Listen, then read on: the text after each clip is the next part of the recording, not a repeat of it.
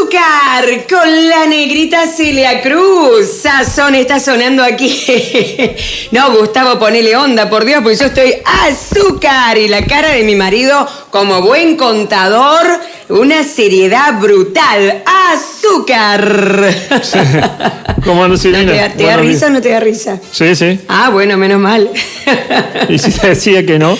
Y bueno, reíte un poco, haceme quedar bien. ¡Azúcar! Le vamos a poner azúcar en el programa. Sí, sí, así es. Con la nota, ya por eso arranquemos así, pero con la negrita Celia Cruz. Con la nota le ponemos azúcar. Le vamos a poner mucha azúcar. Y como el programa del fin de semana, azúcar, pimienta y sal. Sí, va a quedar así. Ayer tuvimos la nota con Marco Giraudo de Coninagro. Y bueno, también el ingeniero agrónomo, estuvo Uber Arese. Y todo esto va a salir el lunes en la última edición de Tiempo X con Negra Rural.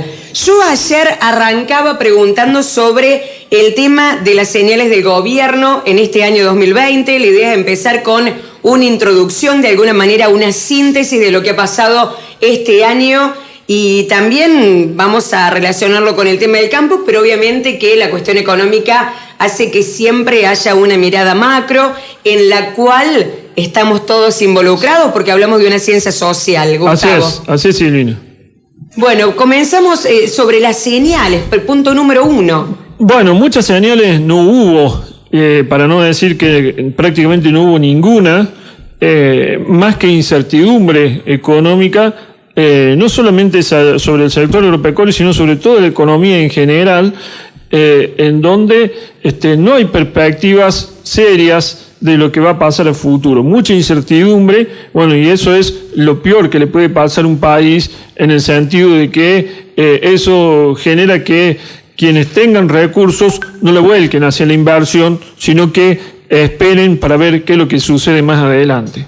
Tal cual. Uno de los grandes problemas, Gustavo, es el gasto público que estamos teniendo en nuestro país. Uno de los grandes reclamos que existentes ya desde años, no sé desde cuánto hace, que cada vez más grande para colmo. Y bueno, el gasto público es, digamos, el principal problema que tiene nuestro país y también el generador de todos los otros grandes problemas y las otras grandes crisis que hemos tenido a lo largo de toda la historia, porque el déficit público se ha financiado de diferentes formas, algunas veces con deuda, otras veces con emisión, y entonces eso ha hecho que por un lado o por el otro hayan ido estallando las crisis, a veces por una crisis de deuda porque se estancó cualquier posibilidad de financiamiento, otras veces porque se emitió para financiar los déficits fiscales y la emisión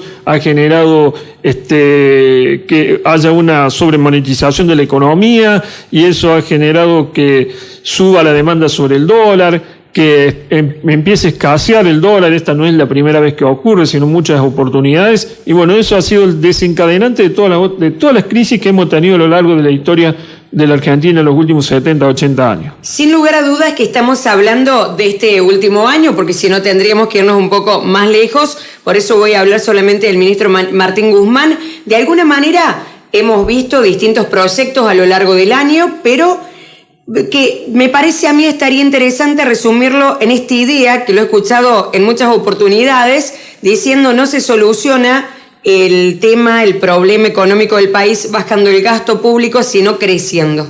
Sí, no, a mí me parece una idea muy vaga, porque el crecimiento viene a partir de la inversión, y no puede haber inversión si no hay seguridad jurídica, si no hay seguridad económica sobre qué es lo que va a pasar en el país hacia adelante, si no se le garantiza al inversor que va a invertir para tener rentabilidad, si hay una exacción hacia el sector privado de impuestos, con impuestos, con nuevas tasas, con nuevos generando un resquemor también entre la clase trabajadora y el empresario, digamos, haciendo un divorcio entre el sector privado y el sector público. Entonces, el crecimiento se da pero a partir de que están dadas las condiciones para que haya inversión, para que haya trabajo, para que haya empleo sustentable, verdadero, que eso vaya generando un circuito económico virtuoso, que no están dadas las condiciones para eso. Yo no puedo decir que la economía va a crecer porque va a crecer, o que va a crecer a partir, por ejemplo, de la obra pública. Esa es una mentira de patas cortas, como lo dice. Puede crecer en el cortísimo plazo, pero ningún país puede crecer en el largo plazo si no es a través de la inversión privada, que es la verdadera generadora de puestos de trabajo. Porque la otra lo único que hace es agrandar todo el sector público, y eso lo paga alguien, y ese alguien es el sector privado con los impuestos. Cada vez menos gente que tiene que hacerse cargo de un Estado cada vez más grande. Tal cual, por eso siempre hablamos de esta asfixia que hay en el sector privado. ¿Qué espera el Fondo Monetario Internacional de Argentina en este contexto que estamos atravesando? Y lo que espera el Fondo Monetario fundamentalmente es que la Argentina en algún momento tenga capacidad de pago para devolverle lo que le ha prestado. Nada más ni nada menos. Sí, por eso es que si hay un plan de facilidad extendida como la que espera cerrar el ministro Guzmán y el gobierno, le va a exigir a algunas reformas estructurales de la economía para que, digamos, baje el déficit fiscal y que con esos ahorros fiscales el día de mañana pueda devolverle lo que le ha prestado. No hay otra forma. Digamos, hoy en día el Fondo Monetario quiere que la Argentina le pague fundamentalmente, y bueno, y en eso tiene que hacer un plan sustentable hacia adelante para que también a la Argentina se le abran los mercados, digamos, del crédito privado a nivel internacional.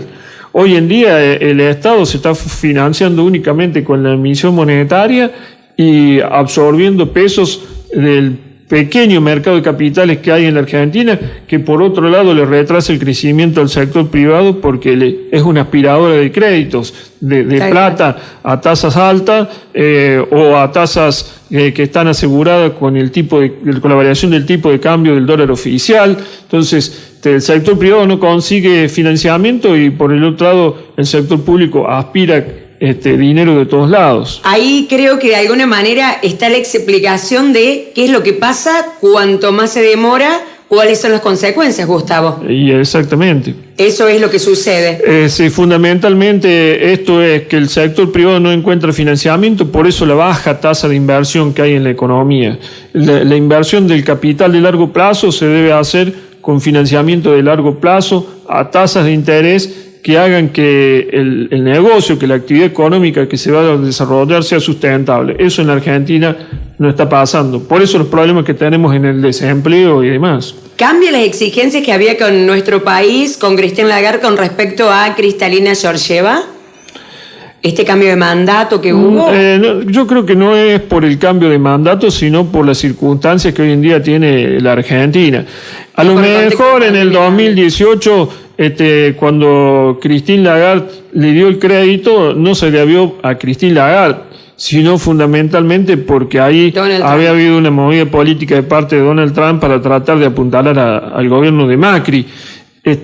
Por eso es que no fue tanto por Christine Lagarde, sino por el propio Donald Trump y a través del Tesoro de los Estados Unidos que se articularon todas las facilidades para que la Argentina pudiera obtener ese crédito. Claro, lo que me refería, Gustavo, sí, las distintas figuras son un poco más exigentes para con el país, que en algunas oportunidades dicen desde el punto de vista de lo discursivo, Kristalina Georgieva se ha manifestado como diciendo, bueno, no vamos a exigir esto, exigimos que nos paguen. Después, ¿cómo se busca la forma? Aparte que no solamente es Kristalina Georgieva, sino que ahí hay todo un directorio en donde están representados los principales países del mundo. Tal cual. O sea, Kristalina Georgieva vendría a ser como un CEO del Fondo Monetario, como el director gerente, digamos, pero después lo tienen que aprobar los directores de los principales países del mundo, como son Inglaterra, como es Alemania, como es Francia, Estados Unidos, que es el principal accionista del Fondo Monetario, que tiene el 16% de las acciones,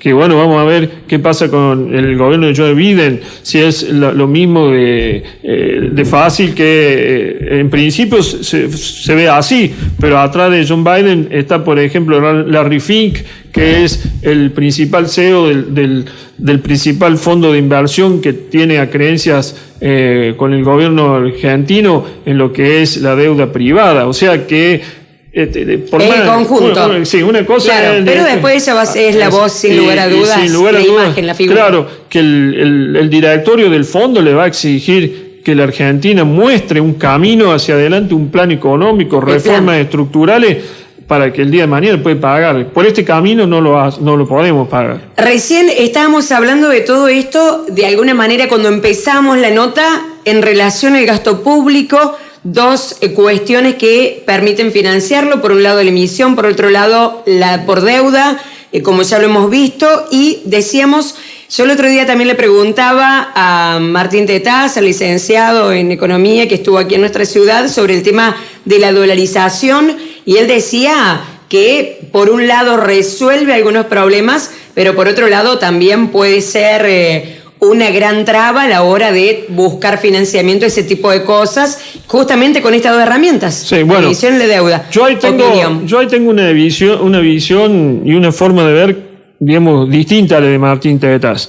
Yo creo que la dolarización es posible en la Argentina, y esos dos problemas que resuelve, que son la inflación y la posibilidad de que el Estado no se financie con emisión monetaria, son dos problemas para nada chicos de resolver. La Argentina en su historia no lo ha podido resolver a esos dos problemas. La inflación, en el único periodo que lo resolvió, que fue durante la convertibilidad, donde estaba atado al dólar, que no es lo mismo la convertibilidad que la dolarización, porque de la convertibilidad en los gobiernos siempre está la expectativa de alguna vez salir, cosa que no se puede hacer en la dolarización. No se puede. O sea que los gobiernos gastan y en algún momento, bueno, si me pasé de rosca, me voy de la convertibilidad y devalúo y listo. En cambio, con la dolarización no. Y desde mi punto de vista, aún estando con el peso, tenemos los mismos problemas que tendríamos por el otro lado, en eso del amortiguador que hablaba Martín Tetaz, que puede ser, por ejemplo, una variación del tipo de cambio.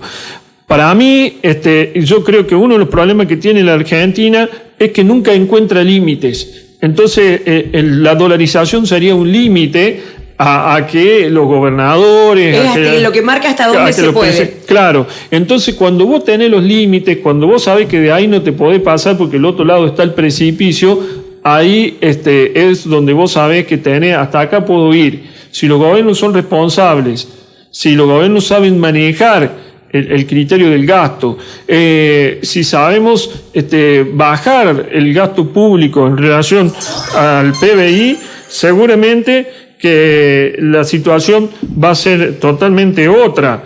Entonces, es primordial eso. Y por otro lado, Gustavo, lo que pensaba que muchas veces, incluso te he escuchado a mi manera en tu programa, cuando planteas que la dolarización significaría que ya no se puede planificar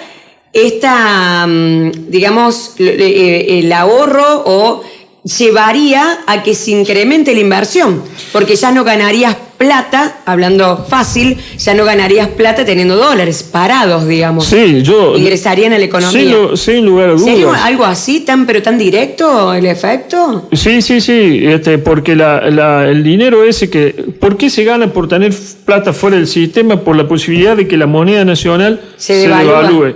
Cuando la moneda nacional ya no se pueda devaluar más, entonces tener plata fuera del sistema lleva a que pierda plata, que esté parado ese dinero, y en algún momento tenés que hacerlo trabajar a la plata para no perder plata. Lógicamente, de nuevo, las reformas estructurales que son muy necesarias, la modificación de las leyes laborales, la reducción del tamaño del Estado, la reducción de los impuestos, eso debe venir todo de la mano, es muy necesario para que pueda hacerse. Pero los dos problemas que resuelve fundamentalmente la dolarización, como es que no haya más inflación y que no se financie el gasto público con emisión monetaria, no son menores esos dos problemas que soluciona. Perfecto. ¿Cómo han impactado las políticas económicas en el sector productivo? Esto ya bien claramente y direccionado al sector rural, para Tiempo X con Aire Rural, decimos, porque estas políticas económicas, sin lugar a dudas, que van marcando el rumbo de lo que pasa en el campo. ¿Cómo han sido?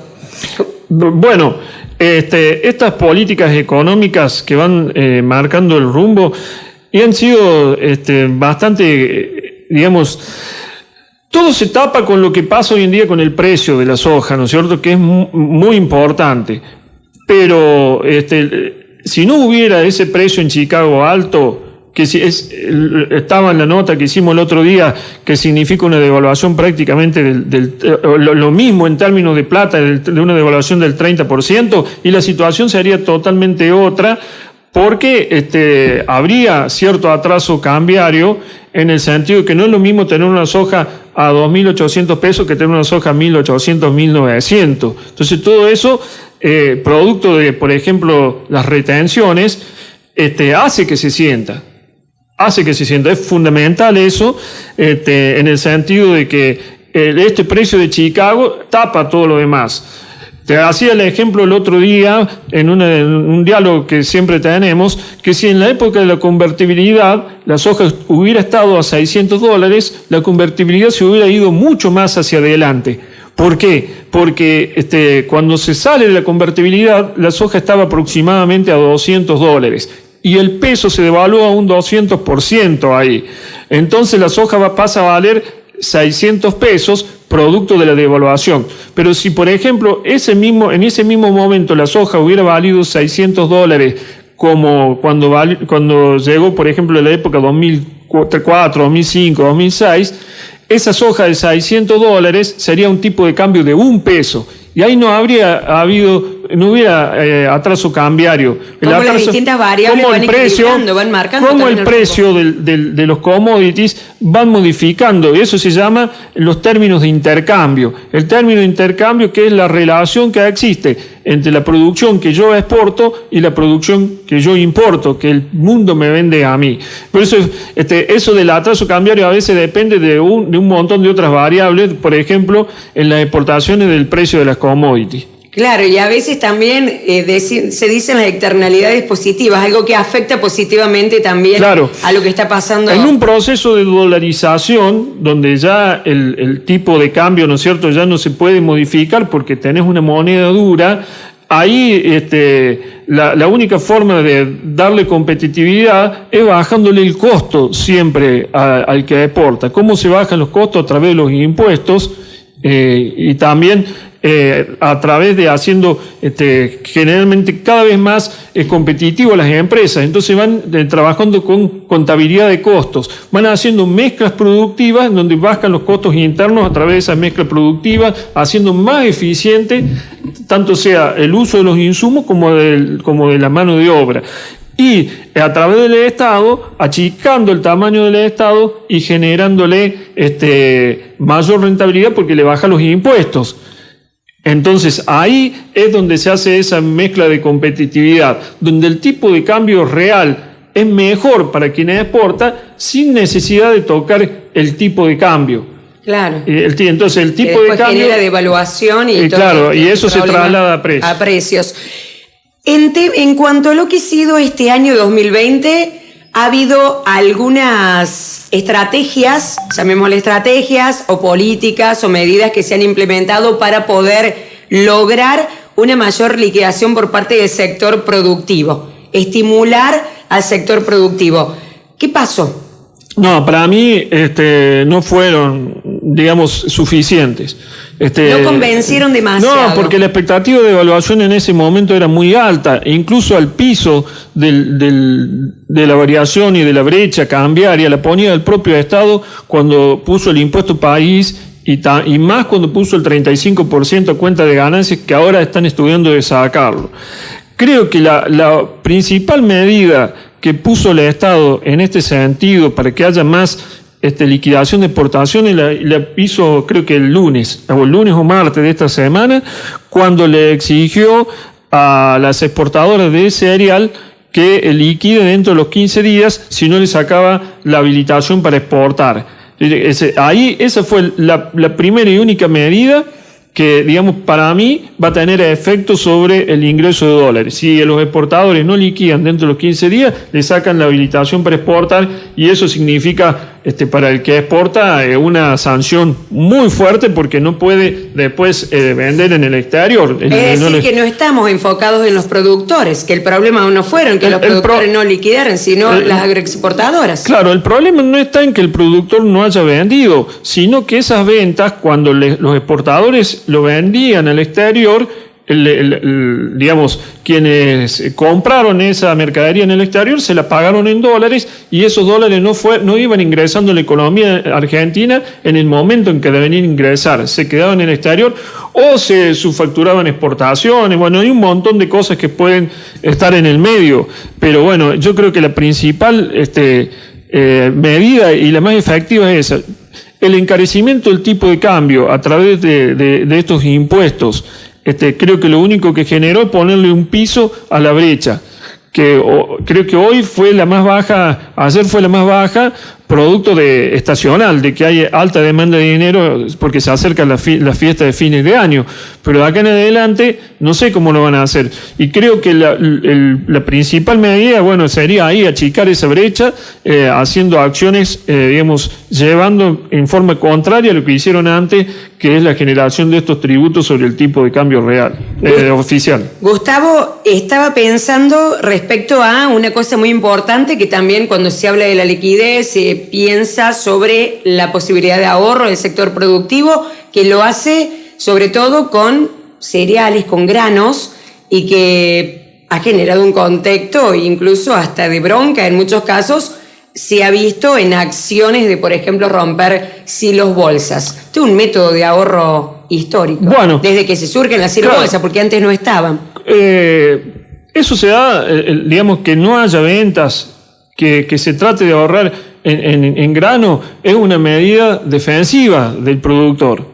¿Por qué? Porque si lo vende, no tiene seguridad en dónde, digamos, colocar esos recursos. No puede comprar dólares, el sistema financiero no le brinda seguridades, las tasas de interés están por debajo de la inflación. Entonces, trata de proteger su patrimonio a través de un activo que está ligado al dólar.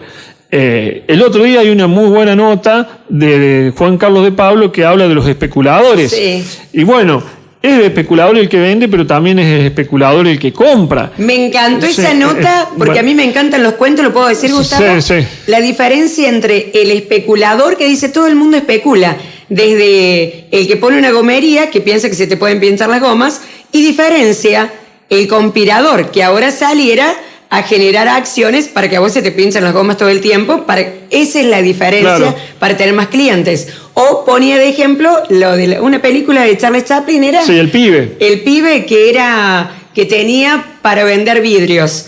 Y a media cuadra tenía otra persona que rompía los vidrios para que tuvieran más clientes el negocio. La diferencia entre especulación y conspiración. Me encantó. Muy buena la nota. Por eso Juan Carlos de Pablo es Juan Carlos de Pablo. Exactamente, usted lo ha dicho. Es uno de los mejores economistas. Que explica todo. Sí, es una persona que tiene 60 años en la profesión de las ciencias económicas. Por él le dicen el profe. Sí, de manera que se aprende. Porque es docente, hace docencia con la ciencia económica, sabe mucho, hay que leerlo. Juan Carlos de Pablo, hay mucha gente de esa. Por eso, cuando uno lee, por ejemplo, a Juan Carlos de Pablo, lee a Domingo Cavallo, no solamente está leyendo economía, sino que está aprendiendo economía también. Sin lugar a dudas. Bueno, volviendo al tema de que estábamos hablando, Gustavo. Sí, por eso te decía yo que es una forma de defender su patrimonio, no hay otra. Y en la medida en que haya incertidumbre, va tomando acciones defensivas, va vendiendo lo menos que se puede y no solamente que no vende, sino que tampoco invierte, porque tiene dudas sobre lo que va a pasar en el futuro. Por eso, lo peor que le puede pasar a una economía, como te decía en la primera parte de la nota, es la incertidumbre. Cuando no hay incertidumbre, se retrae la venta, se guarda esos activos para ver lo que pasa hacia adelante, y no solamente que perjudica por el lado de que no ingresan divisas, sino que también cae la inversión del sector, que es el sector más dinámico que tiene la economía nacional. Vamos a explicar de manera sintética y sencilla, Gustavo, ya entrando prácticamente en el final. Recién nos citaste una nota que a mí me gustó mucho, que escribiste días atrás, que está en nuestra web, también para Tiempo X con Aire Rural, donde manifestabas sobre lo que cuesta hoy la soja, pero también a la hora de proyectar cómo se debe imaginar o estipular el costo para más adelante, para evitar hacer grandes números y que después encontrarse con la sorpresa de que se achiquen. Y por otro lado también de cuánto debería estar el dólar quizás para que sea más rentable.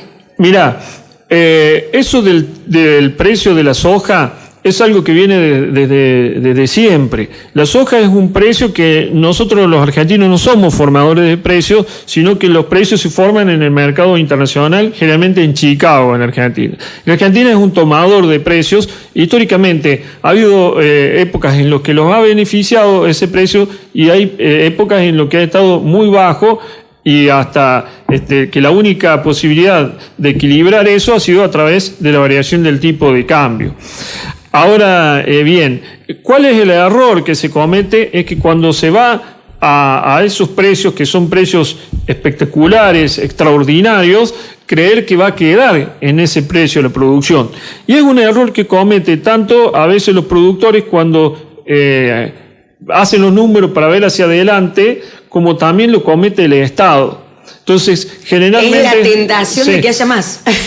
Fíjate que el Estado Nacional, y no solamente le pasó a Argentina, sino le pasó a Venezuela también, por ejemplo, con el petróleo. El petróleo llegó a precios impresionantes y Chávez regalaba plata como si fuera... En un momento bajó el petróleo y quedó dado vuelta al país. Y la Argentina le pasó lo mismo con la soja en la época de Néstor y de Cristina de Kirchner, en donde la soja tocó $500-600 y parecía que nunca iba a bajar. En algún momento bajó y se quedó con toda la estructura de costos que había planificado con una soja de $600.